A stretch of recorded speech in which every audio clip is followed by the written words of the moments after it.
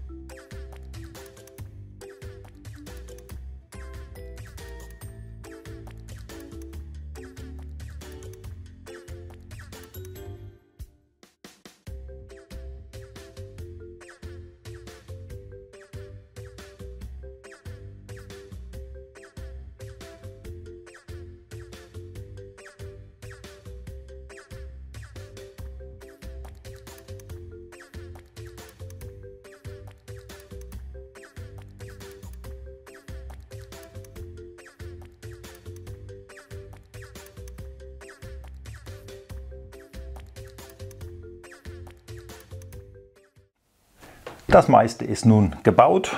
Das letzte große Bauteil, und das ist wirklich gar nicht mal so klein, das ist jetzt der Haken für den Kran. Also wir wissen jetzt auch, die Sache hat einen Haken. Viele kleine Teile sind noch hier. Einige werden natürlich noch gebraucht, um die ganzen Sachen dann miteinander zu verbinden. Zum Schluss war es also auch wirklich ein Stück weit Folter, weil jetzt prasselten die ganzen Fehlteile, wo ich mich vorher andersweitig, ich sag mal, bedient habe, ohne das zu wissen, weil es war ja bis jetzt immer alles da, im Großen und Ganzen. Aber jetzt ging es dann natürlich los. Also jetzt fehlten viele Steine. Hier liegen auch stellvertretend mal so ein paar Farben rum. Da musste ich mich komplett mit anderen Farben behelfen aus meinen eigenen Fundus, weil die Sachen in dem Sinne sind da, haben aber völlig falsche Farben. Eine Sache, die wahnsinnig ärgerlich ist: Es ist wirklich alles nicht günstig gewesen, das Ganze. Das darf man nicht dabei vergessen. Egal, wo man das jetzt gekauft hat, egal wie groß das Angebot gewesen ist, Fehlteile sind ärgerlich, weil ich habe ja ein ganzes Set bezahlt und nicht ein bisschen Set oder ein paar Teile von dem Set. Das gilt es aber dann im Nachgang alles zu klären, eine E-Mail dahin zu schreiben, wie viele das genau sind. Das mache ich dann auch ganz zum Schluss, wenn alles zusammen ist. Ich persönlich bin jetzt erstmal froh, dass ich durch die ganzen Bauteile durch bin. Es sind ja jetzt doch auch schon etliche Stunden Bauerei. Auch das mache ich dann nochmal ganz zum Schluss. Da reden wir nochmal über all solche Dinge. Wie viele Teile haben gefehlt? Wie lange habe ich gebaut? Das waren ja so Sachen, die haben euch dann auch interessiert. Aber jetzt würde ich sagen, jetzt hole ich mir das Monster hier auf den Tisch. Mache nochmal wieder ein bisschen Platz, dass der dann auch hier wirklich zum Stehen kommt.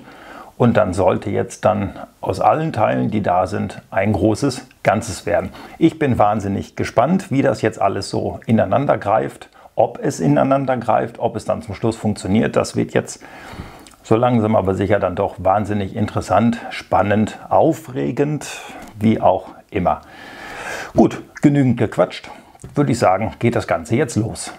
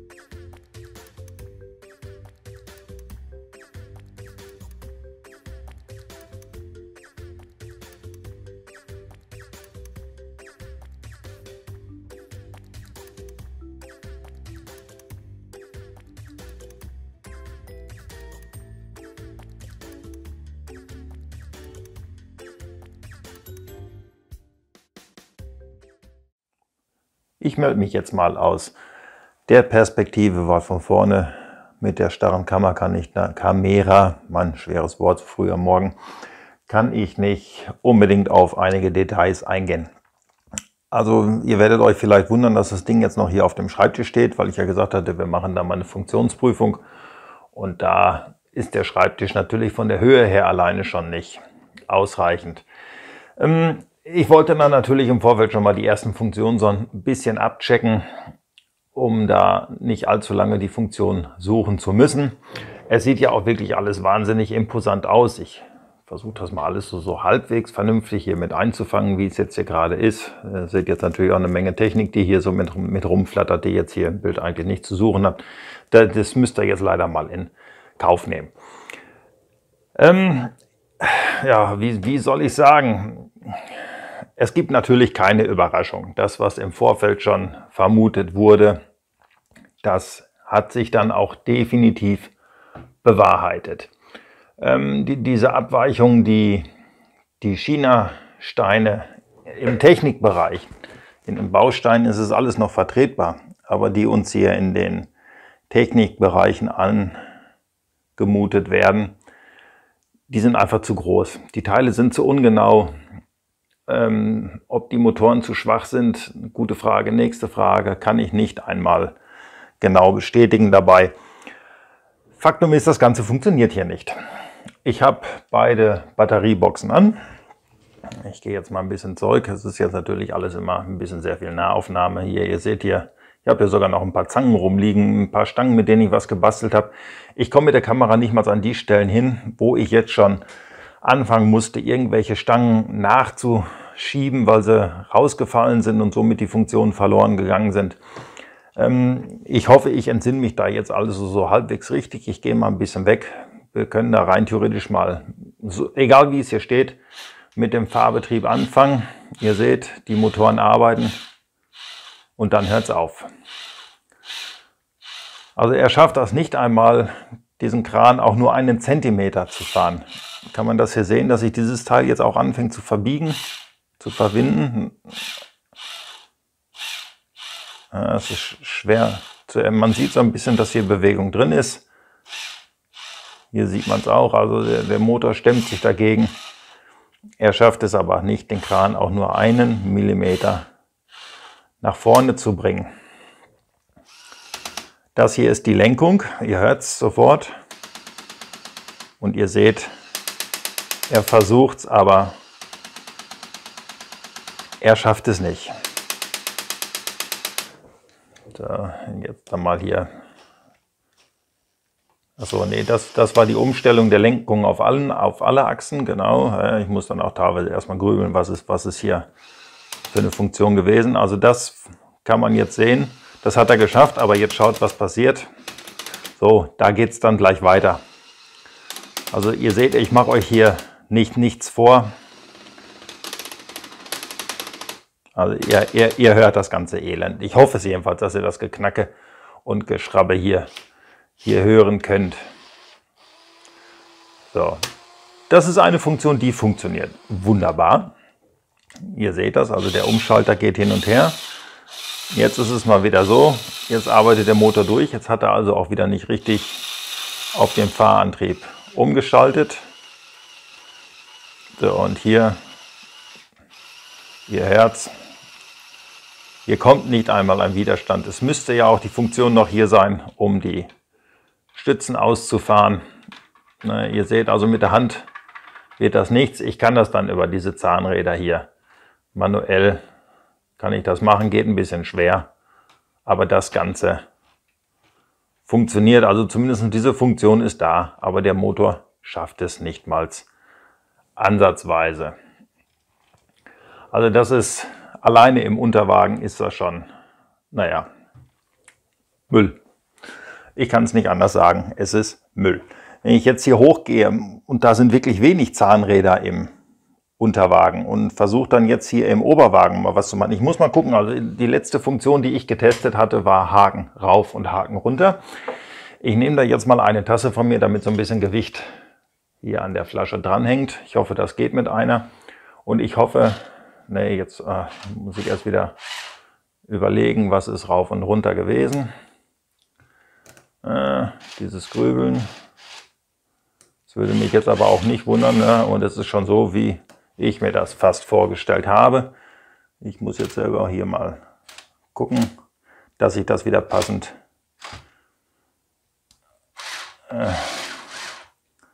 ja, es ist göttlich. Also das ist ein tagesfüllendes Programm. Jetzt schaltet er nämlich wieder nicht um auf die Winde. Also kann ich euch das jetzt auch mal gerade irgendwie anscheinend nicht. Nein, also es ist, naja, was will man sagen jetzt gerade? Ich bin da jetzt gerade so ein bisschen sprachlos. Ja, sprachlos vielleicht nicht unbedingt. Jetzt fängt hier an die Kabine so ein bisschen, die soll eigentlich, ich schwenke gleich rum, dann seht ihr, warum das Ding da so rumwackelt. Nee, ich komme jetzt also hier definitiv nicht einmal zurück in die Funktion, um den Haken hoch und runter zu fahren. Hier hört ihr es wieder, das kann man sogar sehen. Also dieses Zahnrad dreht nur noch locker seine Runden. Eine Funktion liegt da schon gar nicht mehr an. Da hat es dann auch die Stange dafür weggebröselt. Dass ich jetzt natürlich nicht zurück auf die Winde komme, ist wahnsinnig ärgerlich. Diese Funktion ist jetzt eigentlich die den Arm nach oben fahren soll. Es geht. Ja, also, ich gehe noch mal ein bisschen hoch. Ihr seht mal das schöne Chaos hier bei mir. Also da passiert nichts. Und da hört ihr dann schon wieder das, was ich hier schon die ganze Zeit zu hören bekomme. Naja, das brauche ich gar nicht erst machen. Diese Funktion ist gänzlichst ohne. Na, jetzt ist mittlerweile so viel gedreht, jetzt will hier die... Nein, jetzt geht also hier auch schon nicht mal mehr die Umschaltefunktion. Also würde ich sagen, ich mache die Batterieboxen jetzt erstmal aus. Hat mit Stromsparen nichts zu tun, ist einfach nur eine Vernunft. Ich versuche das mal von hier mit einzufangen. Die kann jetzt erstmal weg, hat hier lang genug rumgehangen. Kriege ich das jetzt von hier hin? Ich glaube nicht. Ist ein bisschen schwer. Ich hebe es einfach mal an. Ich glaube, dann sieht man es aber sofort. Also das zieht es dann hier auch sofort auseinander an zwei Stellen. Das labert da nur rum. Das ist, zack, also ist glaube ich, selbst erklärend. Das hat jetzt mit den Stangen nichts zu tun. Die Stangen sind einfach nur da, um diese Kabine dann letzten Endes zu neigen, damit der Fahrer oder der Kranführer dann in den Himmel gucken kann. Das war jetzt also nicht die Absenkung. Die Absenkung funktioniert hier also erstaunlicherweise auch ohne Motoren wahnsinnig Gut, hier sehe ich gerade, habe ich schon wieder meinen Spiegel verloren. Wo der hingefallen ist, weiß der Geier. Also, das war die Funktionsprüfung. Ich kann euch da jetzt leider mehr überhaupt nicht zeigen, weil hier nichts funktioniert. Also das ist ernüchternd nach so viel Bauzeit. Es nimmt einen dann so ein bisschen den Mut. Das trübt jetzt natürlich auch wirklich ungemein die viele Arbeit, weil man dafür definitiv nicht belohnt wurde. Na gut, ich werde jetzt versuchen, diesen Kran zumindest wieder in die Fahrposition zu bringen und dann gehen wir mal auf dieses Gesamtprojekt ein. Hier steht er nochmal, also ins Bild. Nee, ins Bild passt er definitiv nicht mehr. Ich glaube, ich habe hier jetzt aber gerade den Haken so ein bisschen im Gesicht hängen. Ich nehme den jetzt mal hier weg. So geht's auch. Ist ein bisschen durcheinander, aber da kommt es jetzt nicht drauf an. So, ich weiß, viele von euch warten jetzt ganz gespannt darauf, was hat der Onkel bei YouTube denn jetzt zu dem Ganzen zu sagen. Ihr werdet euch mit Sicherheit eine eigene Meinung gebildet haben. Die will ich euch natürlich nicht nehmen. Wo fange ich an? Ich fange an bei dem Mike. Der Mike hat sich bei mir nochmal gemeldet, hat gefragt, hey Olli, ich wäre gerne Teil des Projekts. Ist das noch möglich oder ist das zu spät? Ich habe gesagt, okay Mike, du weißt ja schon halbwegs, was los ist. Wenn du das möchtest, nehme ich noch einen mit ins Boot für die Unterstützung dabei. Und da hat der Mike gesagt, okay, ich bin noch mal mit dabei. Mir ist das alles bewusst, aber Teil des Projekts möchte ich dann sein. Vielen Dank, Mike, an dieser Stelle auch an dich, wie an alle anderen, die ja letzten Endes dafür gesorgt haben, dass ich einer großen Breite dieses Projekt, dieses Modell einmal zeigen konnte. Bitte jetzt keine mehr Anfragen mehr, deswegen da ist jetzt definitiv Schluss. Man ist zwar schön, mein Konto macht es dann irgendwann mal voll, aber das ist ja nicht Sinn und Zweck der Sache. Darauf geht das Ganze ja nicht ab. So, also was haben wir hier stehen? Wir haben hier stehen ein Set, was ursprünglich mal um die 800 € gekostet hat. Das habe ich auch so in meinem ersten Teil gesagt. Ich habe diese 800 € natürlich nicht bezahlt. Das habe ich in den Kommentaren dann auch immer gleich geschrieben. Habe ich mich vielleicht ein bisschen ungünstig ausgedrückt. Ich bin von dem seinerzeit Ausgabepreis des Ganzen ausgegangen. Das lag immer so um die 800 €. Ich habe jetzt gerade noch mal geguckt, tagesaktuell liegen wir hier bei 370 € ist das günstigste gewesen ohne Motoren. Das gilt es gleich dabei zu sagen. Es gibt ja zwei Versionen. Es gibt einmal nur das reine Display-Modell und es gibt einmal das Modell mit Motoren. Und das ohne Motoren habe ich heute für 370 € gefunden. Ich muss immer mal so ein bisschen überlegen, wie ich das Ganze jetzt hier vernünftig vermittle. Ich möchte ja keinen auf den Fuß treten. Fangen wir mal an beim Design. Ich denke mal, das Design ist jetzt vielleicht nicht über jeden Zweifel erhaben, aber es ist doch wirklich ein sehr schönes, ein sehr imposantes Design. Also da möchte ich nichts drauf kommen lassen. Das Design ist wirklich in Ordnung. Da hat der Geron sich also wirklich eine Menge Kopf gemacht, hat auch viel überlegt und ich möchte gar nicht wissen, wie viel Zeit unterm Strich da reingeflossen sind, das alles auszutüfteln, dass diese Funktion, in meinem Fall natürlich nicht, aber dennoch funktionieren. Er zeigt es ja in seinem Video und er hat es mit Original Lego gebaut. Er ist hier mit Sicherheit ganz dicht an die Grenzen des Möglichen gegangen im Bereich, ich rede das mal runter, Plastikspielzeug. Und an manch einer Stelle mit Sicherheit die Grenze auch überschritten, weil auch bei ihm im Video kann man ja wunderbar sehen, er muss da mit der Hand nachhelfen. Also über das Design, das ist völlig in Ordnung. Da kann man nichts drüber sagen. Das Ding kommt sehr stattlich daher. Der wird sich als Displaymodell wirklich wahnsinnig gut und auch imposant machen. Es ist ja wirklich, alleine diese Masten, das ist ja schon wirklich was außergewöhnlich Großes, was hier entstanden ist. Also da hat Lego mit Sicherheit einen sehr guten Designer verloren. Ich habe ja auch seine anderen Mocs gesehen. Da ist also wirklich, da steckt was dahinter. Also das ist nicht einfach nur 0815, was da entsteht. Das ist in Ordnung. Dann gibt es den zweiten Bereich, auf den man dann eingehen muss. Das ist die Bauanleitung. Bauanleitung, mir standen jetzt 2 zur Verfügung. Ich habe bei ihm die Anleitung gekauft und runtergeladen. Das war die V1.1, mit der bin ich angefangen zu arbeiten. Dann hat er mir dann irgendwann mal den Link geschickt zur V1.2. Dann habe ich mit dieser Anleitung dann weitergebaut. Da waren schon die ersten Optimierungen drin, A in der Anleitung und B, glaube ich, auch in leichten Optimierungen im Modell als solches. Mag sein, dass mir da am Anfang vielleicht jetzt gerade im Bereich Unterwagen die ein oder andere Optimierung an mir vorbeigerauscht ist.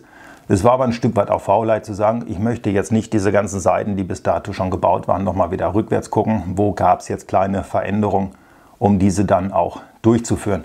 Also bautechnisch habe ich hier einen Mischmasch aus der V1 und aus der V1.1 und V1.2 gemacht.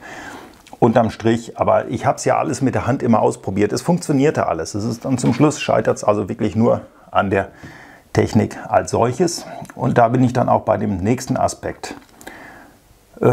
Da geht es jetzt rein um die Steine und um die Technik-Bricks, die man bei Ali, bei Eurowop, bei Jeremy oder wo auch immer, ich glaube sogar bei Amazon bestellen kann. Aber unterm Strich kommt es ja dann doch alles aus China. Dürfte also so ziemlich immer das Gleiche sein. Wie drücke ich es aus? Die Steine als solches. Ja, also die Steine als solches. Ich nehme da jetzt mal die Zahnräder, die Achsen und die Wellen. Die nehme ich da mal raus. Die Steine als solches sind für dieses Modell völlig okay.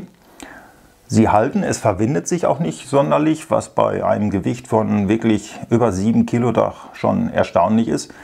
Was dann aber auch wieder aufs Design zurückzuführen ist und auf den Designer als solches. Es wird also wahnsinnig viel gesteckt. Also es sind fast alle Löcher sind hier wirklich irgendwo mit Pins belegt. Da ist Stabilität drin, die ist vom Feinsten. Die Steine als solches geben es her, dieses Modell zu bauen. Dann kommen die Technikteile. Diese haben dann teilweise so hohe Abweichungen im Einzelnen. Ich habe das versucht, dem einen oder anderen, der mich angeschrieben hat, immer mal wieder zu erklären, dass wenn ich hier vorne in der Welle 1/10 Millimeter Abweichung habe und habe das über mehrere Technikstangen, das zieht sich dann bis zum Ende des Unterwagens durch oder auch beim Oberwagen ist das gleiche, dann bin ich hier hinten ja schon bei einer Abweichung von teilweise 1 bis 1,5, wenn nicht sogar 2 Millimeter. Das führt dann halt zu dem Knacken und zu dem, die Zahnräder greifen nicht mehr ineinander, weil sie einfach nicht passen. Das gibt es einfach nicht her. Die Abweichungen werden auf dieses Modell einfach zu groß. Jeder, der schon mal was Kleines gebaut hat, es gab da ja von Lepin genügend Plagiate, in dem Technik-Bricks drin gewesen sind. Ich selber habe diese ja auch mal versucht. Im Kleinen war das immer alles machbar. Da hat man ein Zahnrad vielleicht mal ausgetauscht und schon arbeitete das Ganze. Hier wird man damit nicht hinkommen. Also kann ich jetzt im Prinzip nur sagen, rechnet euch das durch. Es ist eine Menge Arbeit, das über Bricklink zu machen, das ist klar. Was kosten nur die Technikteile? Ist es also zu sagen, für 370 € lasse ich das Teil kommen und tausche nur noch die technischen Komponenten bei dem Ganzen aus? Komme ich vielleicht auch noch unter diese aktuell 1400 und die es komplett in Lego kosten würde? Das muss man jetzt wirklich für sich durchrechnen. Wenn man nur ein Standmodell haben möchte, dann investiert das Geld, dann kauft euch das. Es lässt sich bauen mit den China-Steinen, das ist überhaupt kein Problem. Es lässt sich halt nur nicht betreiben. Man kann es also wirklich händisch einmal so positionieren, wie man es haben möchte und dann ab ins Regal damit, einmal im Monat abstauben und man hat ein sehr, sehr schönes Displaymodell. Das kann ich gerade mal noch zeigen. Ich hoffe, ich kann das jetzt einfangen. Ich gucke mal kurz mit rüber auf mein Bild. Ich habe hier mal eine Achse noch ausgebaut. Ich glaube, ihr könnt das wahnsinnig gut erkennen, was es die also wirklich zerrupft hat. Und das ist nicht nur einmal passiert, das Ganze ist echt mehrfach passiert. Also es hat diese Achsen regelrecht auseinandergerissen. Und ich habe ja hier nichts anderes machen wollen, außer dieses Modell zu betreiben. Jo, das ist das, was ich so weiter zu sagen kann. Ich bin aufs Design eingegangen, auf die Anleitung und auf die Steine als solches. Dann wurde ich gefragt, ich habe es mir natürlich hier auf meinem Schmierzettel immer mitgeschrieben, was für Teile fehlten. Das ist zum Schluss erschreckend gewesen. Also es fehlen jetzt insgesamt 114 Teile. Das ist viel. Das ist sehr, sehr viel. In diesen 114 Fehlteilen habe ich aber nicht aufgeschlüsselt, welche Teile hatte ich, dann aber in der falschen Farbe. Weil die Teile waren jetzt erstmal da, ich konnte damit bauen und ob die Achse jetzt rot oder schwarz war, das war mir im Grunde genommen sogar ein Stück weit egal, weil die meisten Achsen sind alle ganz gut versteckt. Das hat das Bauen nicht unbedingt einfach gemacht, weil wenn ich in die Anleitung geguckt habe, dann sollte mich da eine rote Achse angucken. Bei mir war es dann aber eine schwarze Achse. Das hat das Bauen etwas schwieriger gestaltet, weil man immer umrechnen musste, ach ja, da muss ich ja hin, weil da ist nur die Farbe ein wenig anders. Was ich auch gefragt wurde, das war die reine Bauzeit. Auch die habe ich dann jetzt mal rausgenommen. Und zwar habe ich da mal alles zusammen, sind gewesen 36,75, also 36 Stunden, 45 Minuten vom Öffnen des Pakets bis jetzt. Darauf waren im Prinzip 2 Stunden reine Arbeit, die ganzen Tüten auszupacken, das auf meine Schüsseln zu verteilen. Ich habe jetzt den Weg zum Laden natürlich nicht mit aufgeschrieben, um mir meine Pommeschalen noch zu holen, damit ich das überhaupt alles irgendwo hier aufbereiten konnte. Und so wären das dann im Prinzip dann 35 Stunden netto Bauzeit, die ich jetzt gebraucht habe. Ich bin natürlich nicht das Maß der Dinge. Der eine macht es schneller, der andere braucht länger dafür. Bei mir ist es so gewesen. Ich persönlich würde mal sagen, ich habe jetzt nicht Hektik aufkommen lassen beim Bauen. Ich habe das aus meiner Sicht relativ entspannt durchgezogen. Musste auch hier und da, gerade wenn es um die Seilführung geht, auch immer mal wieder noch gucken, teilweise auch Rücksprache halten. Danke auch dafür nochmal an den Dirk, der sich die Zeit genommen hat, um mal kurz mit mir zu telefonieren. Da war ja gerade die Frage mit dem ersten Mast, da hatte ich meine Probleme mit dem Flaschenzug, der da drin ist. Obwohl ich es richtig hatte, war ich irgendwie immer der Meinung, ich hätte es falsch gehabt. Aber da war dann zum Schluss zum Glück alles richtig, so dass ich alles ineinander schieben konnte. Auch wenn es leider nicht funktioniert mit dem Motor, ist es aber so, dass wenn ich es mit der Hand bewege, das Ganze dann vernünftig funktioniert. Alle Teleskope kommen parallel zueinander raus, so wie es sein soll. So wie es eigentlich alles sein soll. Also wenn ich irgendwas hier mal eine Welle löse und bewege ich das mit der Hand, das geht alles wunderbar. Es sind dann zum Schluss aber einfach nur zu viele Umlenkungen, die da auf dieses Modell greifen. Da hat mir der eine oder andere auch gesagt, man müsste das Ganze technisch vielleicht nochmal überarbeiten und hier und da ein bisschen andere Wege gehen. Habe ich mir vereinzelt auch gedacht, aber das Ganze in der Komplexität dann umzulegen, welcher Motor müsste welche Welle nach wohin führen, das ist mir persönlich dann zu hoch. Da fehlt mir A, die Geduld für, das alles selber mal auszuklügeln und auch so ein bisschen die Zeit, weil das macht man nicht an einem Wochenende, da braucht man dann auch wieder Monate, um das Ganze für sich umzulegen. Ich persönlich weiß jetzt ehrlich gesagt nicht mehr viel zu berichten und zu erzählen. Das Einzige, was ich euch ans Herz legen kann, für alle, die dies interessiert, es ist dann im Laufe der letzten Woche ist ein Discord-Server entstanden, auf dem ich mein Unwesen dann auch treibe, beziehungsweise auf dem ihr euer Unwesen dann treiben könnt. Der Link steht unten in der Beschreibung. Und heute Nachmittag um 15 Uhr werde ich dort dann selber auch zugegen sein. Und jeder, der noch irgendwelche Fragen hat zu diesem Modell, der darf sie mir dann da stellen. Ich werde Rede und Antwort stehen. Auch wenn ihr nur mal Hallo sagen wollt, dann kommt einfach mal vorbei, machen wir uns eine gemütliche Zeit miteinander und schauen, wo das Ganze hinführt. So, nun bin ich, denke ich mal, mit dem Modell durch. Haben wir uns ja lang genug mit rumgeschlagen. Ihr habt viele Videos dazu gucken können. Ich hoffe, es war nicht allzu langweilig. Und jetzt stelle ich euch im Prinzip noch mal eine Aufgabe und dann muss ich aufhören. Ich merke, dass meine Stimme so langsam aber sicher bricht sie mir wieder weg. Gesundheitlich bin ich dann doch noch ein bisschen arg angeschlagen. Wollte das aber hier dann doch ganz gerne vom Fleck wissen. Der Bauspaß und das Ganze wachsen zu sehen, der war enorm. Es hat mir also wirklich sehr, sehr viel Freude gemacht, das Ganze hier zu bauen, zu sehen, wie könnte was funktionieren. Also vielleicht bin ich da einfach nur Mann, dass ich da meinen Spaß an diesem Technikmodell hatte und habe parallel bei AliExpress und auch bei Rebrickable schon geguckt, was könnte die nächste Herausforderung sein. Da sind so viele, wo ich denke, jetzt seid ihr am Zug. Schreibt es mir doch mal unten in die Kommentare, welches Modell würde euch interessieren, wo ihr aber sagt, ich traue mir nicht, das zu kaufen. Ich traue mich nicht, das zu kaufen, weil ich nicht weiß, was bekomme ich da. Schreibt es mir unten in die Kommentare. Erzählt mir, Olli, das Modell würde ich gerne mal sehen. Ich werte das zum Schluss alles aus. Ich mache eine Strichliste und gucke mal, wo die Reise hingeht. Ob da irgendwo ein Modell dann zum Schluss auftaucht, wo ganz klar etliche Leute sagen, das könntest du uns mal zeigen. Da mache ich mir mal einen Kopf, wie kriegen wir das Ganze hin? Wann und wie kann ich euch das präsentieren? Also das täte mich wirklich mal interessieren. Also euch immer nur fortzusetzen, weil mich das interessiert. Da habe ich das gebaut und jetzt müsst ihr euch das angucken oder natürlich nicht. Ihr müsst ja nicht meine Videos gucken, ihr macht das ja freiwillig. Aber da nehme ich euch mal mit ins Boot. Da dürft ihr jetzt mal mitentscheiden, was gibt es dieses Jahr noch an Großes in der Klemmbausteinwelt zu sehen. Mich würde das interessieren, was euch interessiert. So können wir das einfach mal ganz klar ausdrücken. Wie gesagt, schreibt es mir in die Kommentare, erzählt es mir im Discord. Wie gesagt, ab 15 Uhr bin ich dort dann anwesend. Ich mache für den Liebherr noch einen Server auf, da können wir uns dann da drin austauschen. Gleichzeitig werde ich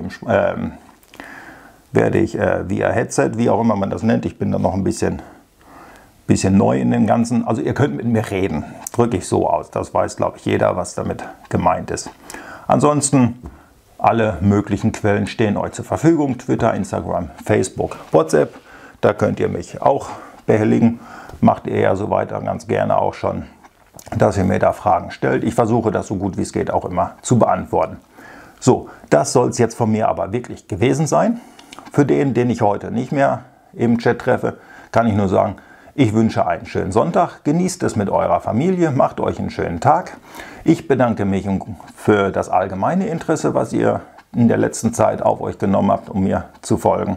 Wenn es euch gefallen hat, dann gerne den Daumen hoch. Wenn es euch nicht gefallen hat, dann hinterlasst mir doch einen Kommentar. Wenn ihr noch kein Abo habt, dann würde ich mich darüber natürlich sehr freuen. Und wenn ihr dann unten noch die Glocke drückt, dann werdet ihr auch benachrichtigt, sobald es was Neues von mir gibt. Ich bedanke mich bei euch fürs Zuschauen und bis zu meinem nächsten Video. Bleibt bitte gesund und munter.